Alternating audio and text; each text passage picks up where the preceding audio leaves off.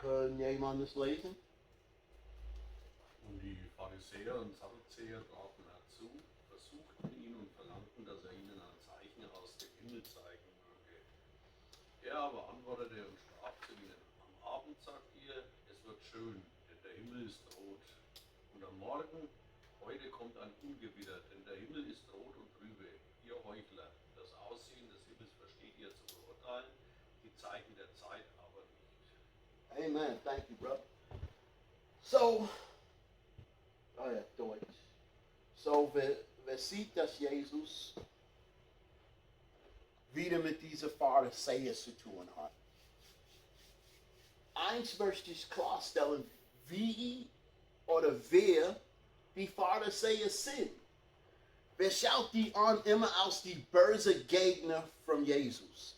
Oh, die Pharisäer, die sind böse. Die Pharisäer, die sind das, die sind die andere. Aber ganz ehrlich, die Pharisäer ist damals die Gemeinde. Das ist die Gemeinde. Das ist Judentum. Das Durchschnittsjudentum. Es gibt die Pharisäer, die Sadduzäer, und die Saints. Die waren alle gegen Jesus.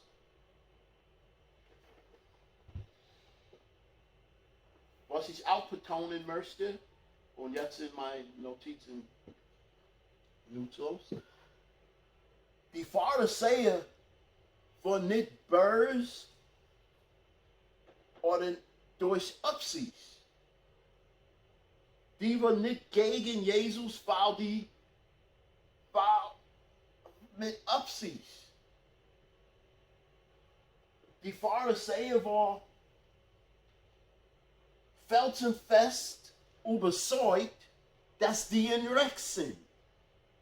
Felsenfest überzeugt. So felsenfest, dass wenn Jesus was Neues gesagt hat, der hat es nicht akzeptieren können. Wenn Jesus einen neuen Weg eingeschlagen hat, die hat es nicht akzeptieren können. Wenn irgendwas nicht gegangen sind, genau wie die das vorgestellt hat, die hat es nicht akzeptieren können. Hört sich ein bisschen an wie die Kirche heute. Okay. So, das ist wichtig, dass wenn wir diese Dinge liest mit den Pharisäern, dass wir immer in Kauf nehmen, diese Leute, das möchte gut tun. Die möchte gut tun. Aber möchte gut tun und gut tun sind zwei verschiedene Dinge. Aber die glaubt, dass die in Recht sind. Die sind auch in die Mehrzahl. Und genau wie uns heute, die Katholiken, die Lutheraner und die Freie Gemeinde. Damals war die Pharisäer, die Sadduzäer und die Essenser. Ich habe das bestimmt nicht richtig ausgesprochen. Und jeden war gegen die andere. Hört sich an wie heute. Und die einzige Ding, das die zusammengebracht hat, war, dass die alle gegen Jesus waren. Nur zum Kenntnis. Ich möchte in die Zukunft, wenn wir die Pharisäer sehen, dass wir die nicht anschaut wie böse Leute. Die sind getäuschte Leute. Die sind Leute, das so fest in was die glaubt, so unflexibel, dass die keine neue Offenbarung kriegen können. Das war gut. This was good. I gotta say that in English. Thank you for being here. It's not like the Pharisees are mean, evil, terrible people. I know you understood it in German, but I want to say it in English. They were so right. They knew they were right. They were so right that they couldn't receive new information. They couldn't open to anything. And that's how they got lost. So, we talked about all that. Now, check out what Jesus tells them. He said, he calls them hypocrites. Sagt zu denen, du bist heuchlerisch.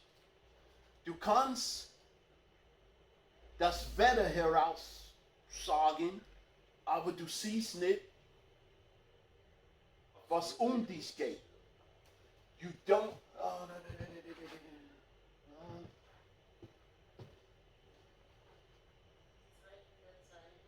Genau, die Zeiten kannst du nicht lesen. Und was ich auch interessant finde, ja, meine Notizen sind heute nicht gut. Sind wir auch nicht ein bisschen wie die Pharisäer? Wer macht Gottesdienst? Wer macht Gemeinde? Wer hat Lobpreis? Und viele von uns, wer spürt, dass Jesus da ist, oder wer kommt nur mit Erwartungen. Jesus, ich brauche.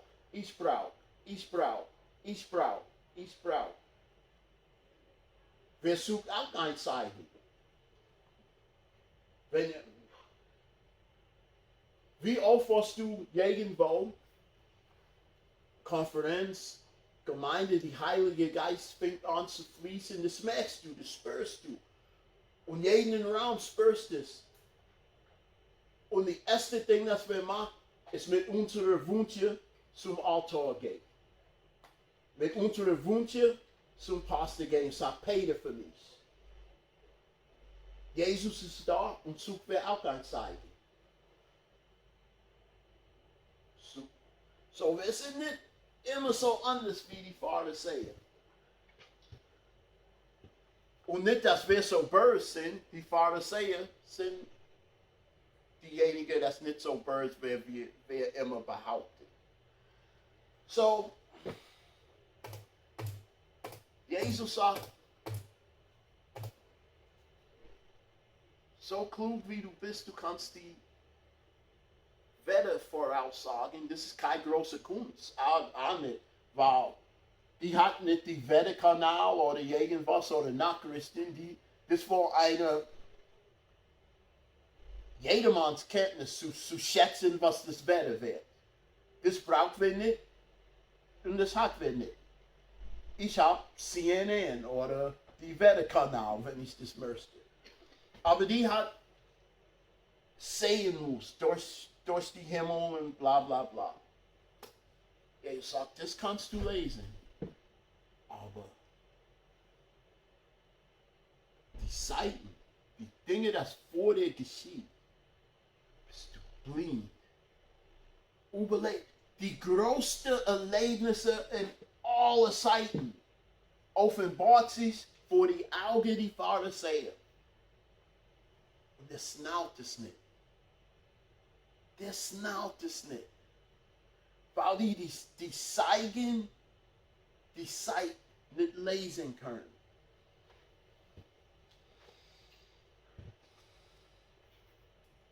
Gehen wir so.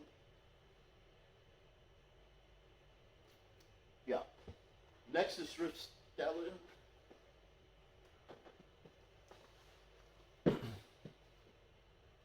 Lass uns darüber reden, von jemandem, dass die Zeichen, die Zeiten durchlesen können. Warum ist das mir so schwer zu sagen? Die Zeiten. Zeichen der Zeit. Okay, wenn ich so mache, euch soll das sagen. Johannes der Täufer. Er schickt seine junge Sohn Jesus und er fragt, bist du wirklich diejenige? Bist du wirklich diejenige? Und das ist, was Jesus sagt. Da kann jemand. Jesus antwortete und sprach zu ihnen: Geht hin und berichtet dem Johannes, was ihr hört und seht. Blinde werden sehen und Lahme gehen. Aussätzige werden Reihe und Taube hören. Tote werden auferweckt und Armen wird das Evangelium verkündet. Und glückselig ist, wer nicht Anstoß nimmt an mir. Okay. Die Pharisäer hat auch diese Dinge gesehen. Es muss ich betonen, Johannes die Täufer, er hatte ein wenig Zweifel da. Er hat gefragt, bist du wirklich diejenige? Können wir sicher sein? Und was hat Jesus ihm gegeben? Die Zeige, Zeichen der Zeit. ja, die hat er Jesus gegeben. Und gave es zu die nächste Schriftstelle. Und später, Johannes hat diese Auskunft gekriegt. Ja, hat er geschaut. Ja, die Dinge passiert. Die Dinge war vorgesagt, dass er das macht. Er muss die Richtige sein. Und hat er diese Aussprache gemacht über Jesus. Lesen bitte. Der von oben kommt, ist über allem. Wer von der Erde ist, der ist von der Erde und redet von der Erde. Der aus dem Himmel kommt, ist über allen. Und er bezeugt, was er gesehen und gehört hat. Und sein Zeugnis nimmt niemand an. Wer aber sein Zeugnis annimmt, der bestätigt, dass Gott wahrhaftig ist. Amen. Basiert auf die Seiten, habe ich es richtig gesagt? Basiert auf die Seiten, Johannes die Täufer hat gesagt, ja, er ist Jesus. Er ist Gott, er ist die Sohn Gottes. Er ist derjenige, das wer erwartet hat. Nur weil er auf die Seiten gesagt. Dieselbe Zeichen, dass die Pharisäer irgendwie übersehen hat. Wie ist es möglich, dass die das übersehen hat? Die Frage wird in dieser Predigt nicht beantwortet. Okay. So,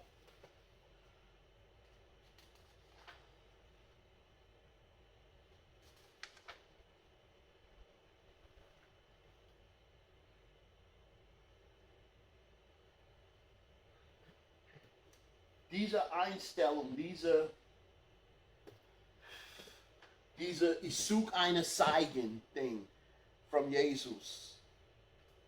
Weil wir sind die Erste, der sagt, das geht um Beziehung. Das geht um Beziehung. Das geht um Relationship mit Jesus. Aber wir sind auch die Erste, das hinrennt und sagt, ich brauche. Kannst du für mich? Und weißt was? Das ist nicht ganz falsch. Das ist nicht ganz falsch. Er ist mein Vater, er liebt mich.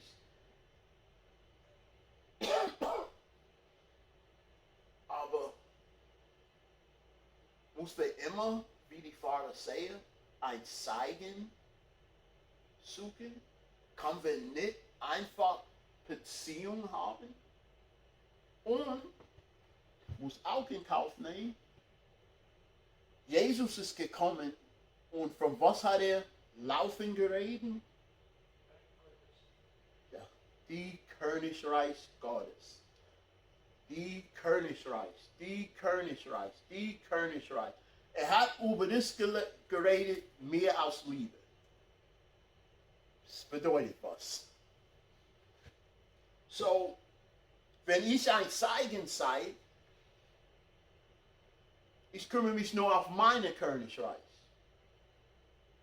Ja, und ich habe Not. Ich habe Dinge, das ich brauche. Ich habe Dinge, das ich brauche. Und ich nehme meine Not zum Gott. Aber gleichzeitig bin ich auch beschäftigt in die Königreich. Nächste Schriftstelle. Bitte, jemand? Das ist ganz kurz. Trachtet vielmehr zuerst nach dem Reich Gottes und nach seiner Gerechtigkeit. So wird euch dies alles hinzugefügt werden. So, wer sieht, Gott hat einen Plan, uns zu segnen, uns Dinge zu geben. Und steht da alles, was wir brauchen. Ich muss nur auf seine Geschäfte kümmern. Wissen wie Leute, das arbeitet bei McDonald's und möchte bezahlt wird von Burger King. Geht nicht. So. Ich möchte stark betonen, ich darf meine Not zum Gott austragen.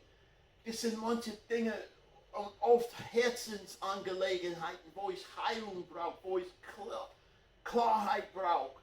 Hungersnot habe ich nicht, aber wenn ich hungrig werde, werde ich auch beten. Gott, helf mir. Aber schau, wie Petrus das ausdrückt. Bitte. Demütigt euch. Muss nicht die ganze Schriftstelle lesen. Sag, demütigt euch. Das steht da, so demütig. Ja. Humble yourself. Humble yourself. Demütig. Der Unterschied zwischen ein versorgenes Kind und ein gut erzogenes Kind ist nicht, dass die Ungesogene von mehr fragt oder weniger fragt. Es ist, wie die fragt. The difference, did you catch that? The difference between a spoiled child and a child that's not spoiled is not that one child acts for less or for more. It's the way they act. Those of us who are always looking for a sign, we're like, God, I need this. God, I need that. God, I need this. Those of us who are in relationship, we ask. We humble ourselves. And we say, God, I need this. But thy will be done. You're God. I'm not. This, I think I must have this, but I know I must not. Your will be done. Your will be done. So, das hatte ich sagen muss, weil ich will nicht, dass jemand denkt, dass ich sage, wir sollen nicht unsere Bedürfnisse vor Gott bringen. Wir sollen vor Gott bringen. Kann jemand die ganze Schriftstelle lesen, bitte? So demütigt euch nun unter die gewaltige Hand Gottes, damit er euch erhöhe zu seiner Zeit. Alle eure Sorge werft auf ihn, denn er sorgt für euch. Amen. So, now, let's get a little complicated here. And let me talk a little bit about our looking for a sign. Lass mich ein bisschen reden über, wie das herkommt, dass wir, seine Gemeinde, immer auf ein Zeichen schauen. Der erste Grund ist, unsere spirituelle Eltern oder Leidenschaft hat uns oft was Falsches gelehrt. Dass das Christentum geht und was Jesus für mich machen kann. Ja, wenn du gerettet bist, wenn du dein Leben zu Jesus gibst, dann wird dein Ehe geheilt. Wenn du dein Leben zu Jesus gibst, wird dein Kind geheilt von Krebs. Wenn du dein Leben zu Jesus gibst, wirst du diesen Job kriegen. Wenn du dein Leben zu Jesus gibst, dann gehst du doch in die Uni. Wenn du dein Leben zu Jesus gibst, dann bla bla bla bla bla. Die Tatsache ist, wenn du dein Leben zu Jesus gibst, kriegst du ewiges Leben, kommst in die Himmel und sind gesegnet jetzt mit dem Heiligen Geist. Mehr als das kann ich dir nicht versprechen. Aber wie oft gehst du irgendwo und kriegst lauter Versprechungen, das ist aber toll. Ich kann Manche Orten, der sagt er, du kannst reich werden. Wer möchte nicht reich sein? Ich habe nichts gegen Geld. Gib mir ein bisschen, ich zeig's dir. Ich habe nichts gegen Geld. Aber nicht vor Jesus, nicht vor Gott. Aber wer hat diese falsche Lehre in uns? Wer hat diese Lehre, und nehme mich nicht verkehrt, dass wenn ich bete, dass jemand lebt und er stirbt, dass Jesus mich belauscht hat irgendwie, dass irgendwas falsch gelaufen ist. Trau mir, ich habe schon Verluste in meinem Leben gehabt, aber ich muss die annehmen, als Gottes Wille und in seiner Zeitraum. Und dass ich okay sein werde mit diesem Verlust. Und das Leben geht weiter. Und wenn was ich glaube wahr ist, die Person ist die Glückliche. Er soll über mich weinen, weil ich bin immer noch hier. Aber so wird wir nicht gelehrt heute, dass wir schwere Zeiten ertragen müssen. Das ist ein Zeichen von einem Christ, dass er schwere Zeiten tragen kann. Dass er sein Haus auf die feste Fundament von Jesus Christus gebaut hat. Das hast du verstanden. Aber das kriegt wir nichts mehr gelernt. Wir kriegt ein Babyfood, ein Milchflasche, das, oh, alles wird gut, Baby Chris. Alles wird gut, bleib in meiner Gemeinde. Bring mir dein Geld. Das wird alles gut. Stimmt nicht. Und dann, der gibt zu viel Hexerei in die Gemeinde. Zu viel Hexerei. Was ist Hexerei? Ich kann mich persönlich aus mit, nicht Voodoo, aber Hoodoo.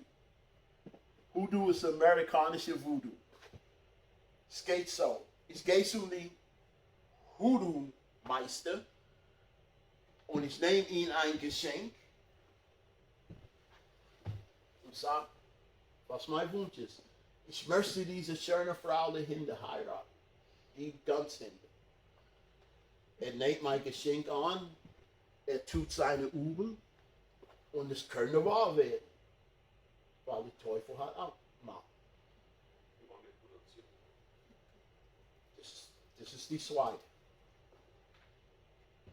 Wer bringt diese Einstellung mit uns in die Gemeinde?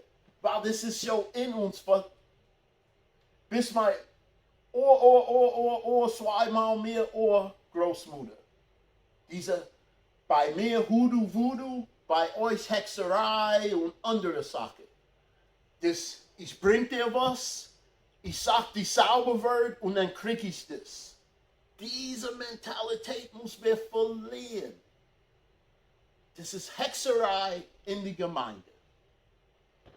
Das Salteisende geht zum Pastor, er sagt die Zauberwort über mich, Simsalabim, Mamaku, Mamasa, Lakamaku, Sa. Ich gehe heim und warten. Das ist nicht Christentum. So sieht Christentum aus. Ziemlich oft, aber das ist nicht Christentum. Wir müssen aufhören, zu Jesus zu kommen und dann ist er da und wir warten auf ein Zeichen. Wir müssen ihn einfach genießen, mit ihm Gesellschaft haben und fragen, was er von uns will. Weil in seiner Wille ist unser Frieden. In seiner Wille ist unsere Erfüllung. Mensch, das war gut. Das war gut. Danke. Okay. So, wer hat die Hexerei angedeutet?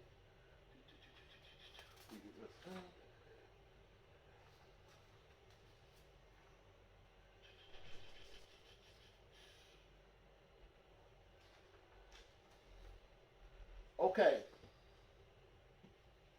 Jetzt machen wir einen großen Sprung bis die Jahr 2022. Was sind die Zeichen unserer Zeit? Und ich mag keine Predigt über alles, das in die Welt läuft. Wer alle hat Augen, wer alle hat Ohren, wer alle hat eine Bibel. Aber schauen wir mal. Wer hat gerade die Corona-Krise gehabt mit großen Lockdowns und die ganzen Folgen, die von das gekommen sind? Ich sage nicht meine Sache, was ist nerdig, was ist unnötig, nicht meine Sache. Aber die Tatsache ist, wer hat das erlebt und die hat Folgen. Wir sind gerade über diese Folgen gekommen und dann hatten wir das Ding in der Ukraine. Wieder Belastung auf die Gesellschaft. Wieder ist mein Essen bedroht. Wieder Preise geht hoch. Zwei Dinge hintereinander. Zwei große Dinge hintereinander. Es ist nicht vorbei. Ich will keine Angst nachjagen, aber weiß jeden, was läuft zwischen China und Taiwan. Ja. Genau dieselbe, was zwischen Russland und Ukraine ist. wenn das falsch läuft, Leben wie wer das kennt, ist schon vorbei. Ist vorbei. Glaubst mir, ist vorbei. Ich sage nicht, dass wer mitten im Krieg wird, aber die Folge wird wir spüren am Börs. Die sind die Zeichen unserer Zeit. Ich gebe euch eine andere Zeichen, hatte letzte Woche davon gesprochen. Die Bibel sagt, in den letzten Zeiten wird viele wegfallen.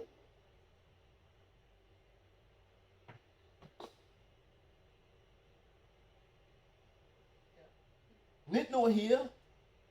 Ich habe euch gesagt, letzte Woche, wo ich bei Alejandro hatte Einladungen rausgeschickt zum sein Jubiläumsfeier vor 14, 15 Leuten. Da hatte Einladungen deutschlandweit rausgeschickt.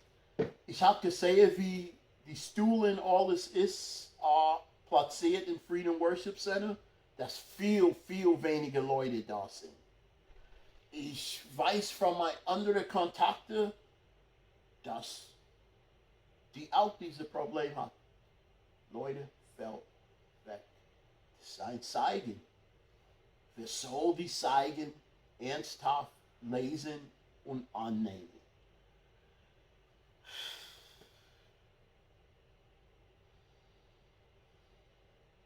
Weißt du, was die Pharisäer abgelenkt hat, die Dinge nicht wahrzunehmen, das gerade vor seinen Augen war die Tatsache, dass die so beschäftigt war mit was gestern war. Was gestern war. Das mag wer. Das hat wer gemacht, das ist gut, wer bleibt fest drin. Und dieser Jesus-Kerl mit seiner Liebe und seiner, dass rumhängt mit Horn und Säume. Nee. Und weißt was? Durch diese Blindheit, durch diese sture Einstellungen, die hat diejenige, die hat auf ihn gewartet, aber trotz ihn feiern und annehmen, der hat ihn umgebracht. Ist das nicht Hammer? Die vor Hunderte von Jahren, die viele Prophezeiungen, der hat auf Jesus gewartet. Und durch diese, wie sagt man auf Deutsch, Religiousness.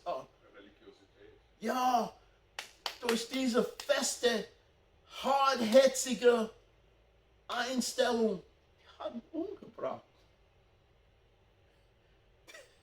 Die hat ihn umgebracht. Diejenige, auf das die gewartet hat. Ja, und dann kommt ja noch dazu, dass er durch ihre Selbstgefälligkeit praktisch Ja, nur im Spiegel sich selber gesehen haben und aber nicht was außenrum passiert und sie haben Angst gehabt davor, dass irgendwas neu werden könnte, weil sonst hätten sie ja aus ihrer Komfortzone rausgemüsst und hätten mitmachen müssen, aber sie wollten ja lieber sitzen bleiben und gar nichts machen, aber die Hände aufhalten und kassieren. Ich glaube, von was du gesagt hast, die beste Teil war was Neues. Was Neues. Sind wir bereit, was Neues anzunehmen? Sind wir bereit, eine neue Art und Weise auf uns zu nehmen? Sind wir bereit? Weil, wer weiß auch, dass in der Bibel steht, jetzt gibt kein zweiter Teil, weil das werde ich heute abschließen. Wer weiß, in der Bibel steht, in die letzten Seiten, die Liebe von vielen wird kalt. Okay? Überleg. Viele sind schon weggefallen. Und dann viele, die Liebe wird kalt. Wer tut dann die Arbeit? Und wer muss aufpassen, dass nur weil wir immer noch in dieser Sinne hockt, dass wir nicht diejenigen, wo die Liebe kaum gewachsen sind. Habe euch die Beispiele von meinem Herz gegeben über Alejandro und Freedom Worship Center. Tut mir leid, ich spreche das aus laut, wie dieser Mann behandelt worden, wie er trägt worden, nicht ein Bruder in Christus. Wirklich. Das ist so weit gegangen, weiß jeden, dass er von uns Samstag, sag ich uns, weiß jeden, dass er Samstag mietet.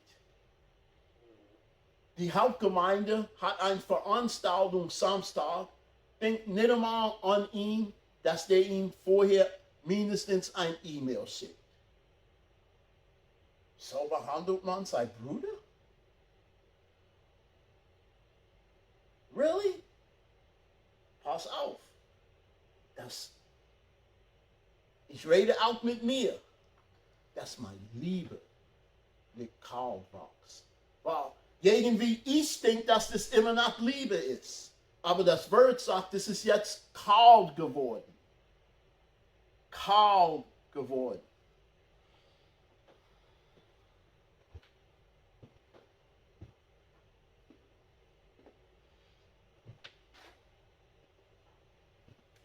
In diese letzten Zeiten, die paar von uns muss die Arbeit tun von die viele von uns. Wird nur ein paar und muss wir viel machen. Unsere Energie, unser Treibstoff wird Liebe. Liebe. Liebe bringt dies Dinge zu tun, dass nichts anderes dich dazu bewegt. Aber wir müssen aus Liebe handeln, nicht aus Pflicht, nicht aus Stolz. Weißt du, das ist gut, wenn ich mich verpflichtet fühle,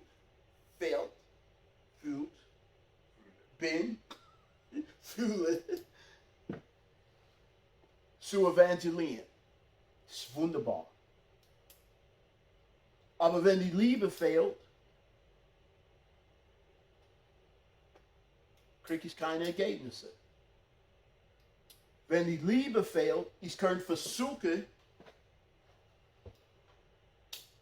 die richtigen Dinge zu machen, aber dann tue ich die falsch. Weil ich muss motiviert sein aus Liebe. Nehmt das mit, wie war das, Religiosität? Nehmt das mit das, wo ich weiß, wie das geht. Ich weiß, wie man das macht. Schlecht. Wer muss bereit?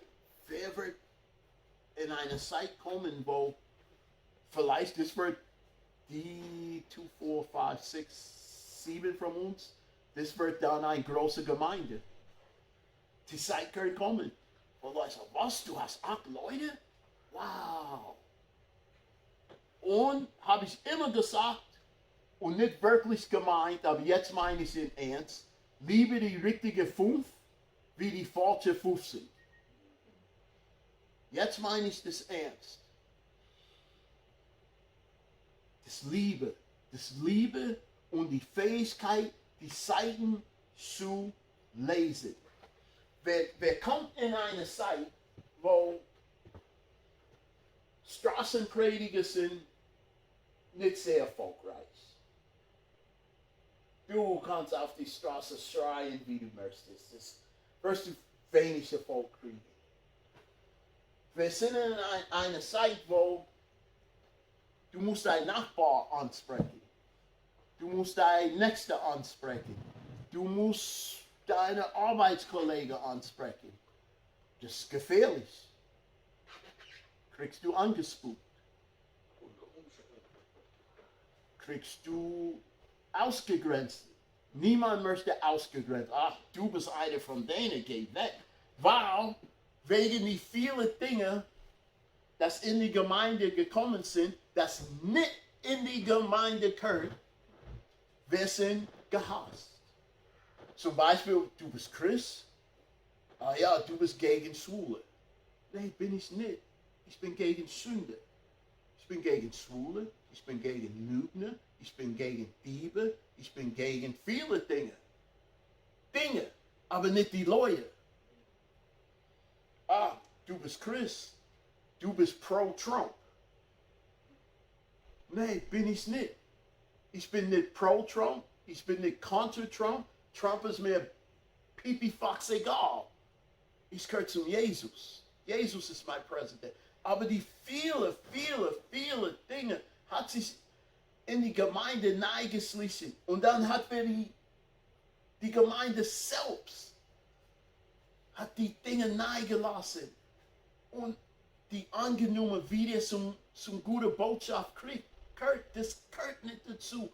Die Regierung ist da zu reagieren für die ganze Volk. Wir sind hier, Jesus zu repräsentieren. Es sind zwei verschiedene Dinge. Euler hat mich schon gehört. Wird ich ein schwuler Paar heiraten? Nein. Soll die Stadt ein schwuler Paar heiraten? Interessiert mich nicht, was die machen. Das ist die Stadt, das ist die Gemeinde. Hier bin ich berufen, da bin ich nicht. Und es sind genug Sünde in die Gemeinde, dass wir die Außenwelt nicht beurteilen könnten oder sollten. Und es ist kein Geheimnis, dass der genug Sünde ist in die Gemeinde. So, die Gemeinde ist sehr unpopulär. Wenn du Jesus sagst, ich vergesse nie, wir hatten Traktaten ausgeteilt in die Stadt und ein Kerl hat auf mich gelaufen, er hat gerade seine Zigarettenpause fertig gemacht. Ich habe mein Traktat in der Hand, ich habe ihn freundlich angeschaut, er hat mich freundlich angeschaut. Er hat auf die Traktate geschaut und hat gesagt, oh no. Das hat mich die Herz gebrochen, weil ich habe gewusst, dass jemand ihn in die Namen Christus misshandelt hat. Ja, Jemand hat sich in den Namen Christus dieser Mann misshandelt. Ja, der hat gut gemeint, aber schlecht getan. Wer muss anfangen, neue Wege zu kriegen? Wer hat zwei neue Leute hier gehabt, die wird wiederkommen. Aber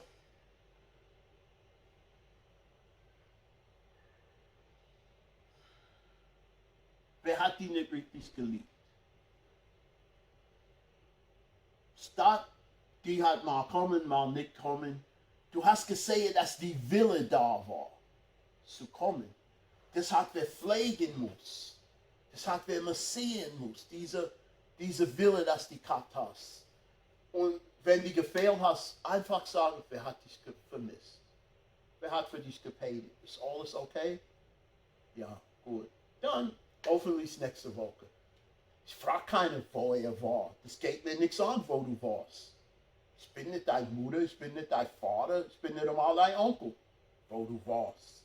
Das ist nicht Liebe. Liebe sagt, du hast mich gefehlt. Punkt. Beispiel. Wenn du jemand die Hand ausstreckst, er rennt von dich nicht weg. Aber wenn du jemanden anpackst und siehst, egal wie lieb du das meinst, die automatisch macht so. Streck die Hand raus, aber nicht anpacken und ziehen. Weil die Liebe versucht niemand zu manipulieren.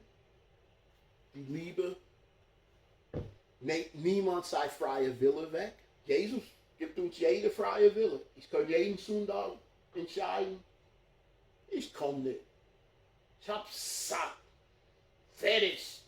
Ich kündige. Kann ich jeden Sonntag machen. Was wird Jesus sagen? Ich muss. Er wird mich nicht fragen, wo ich war. Vielleicht würde er sich interessieren, wo mein Herz gebrochen ist. Was ist falsch gelaufen? So, genug. Geh mal früher heim. Ich glaube, immer schreibe ich so viel und dann sage ich so wenig. Was will ich, dass euch heimnehmt? Nehmt die Zeichen, die Zeiten ernst. Nehmt die ernst. Weil die bedeutet was. Schaut die an und nehmt die ernst. Sei nicht wie die Pharisäer. Weil wer wartet auch auf Jesus? Und wenn wer die falsche Einstellung hat, wird wir ihn auch nicht erkennen. Pass auf deine Herzenseinstellung. Lass deine Liebe nicht kalt wachsen. Was sollen wir auch heimnehmen? Wenn du Jesus nicht erkennen kannst, dann du die falsche Jesus auch nicht erkennen wirst. Und er wird viele kommen. Pass auf dein Herz. Lies die Seiten. Lies die Zeichen, die Seiten. Und wer soll keine Angst haben? Wer soll nur wissen, oh, jetzt ist Zeit zum Arbeiten. Jetzt ist ernsthaft Zeit zum Arbeiten. Jetzt ist Zeit, dass ich ernsthaft bete für meine Familienmitglieder, das nicht gerettet sind. Jetzt ist es Zeit, dass ich die wirklich das Liebe Christus zeige.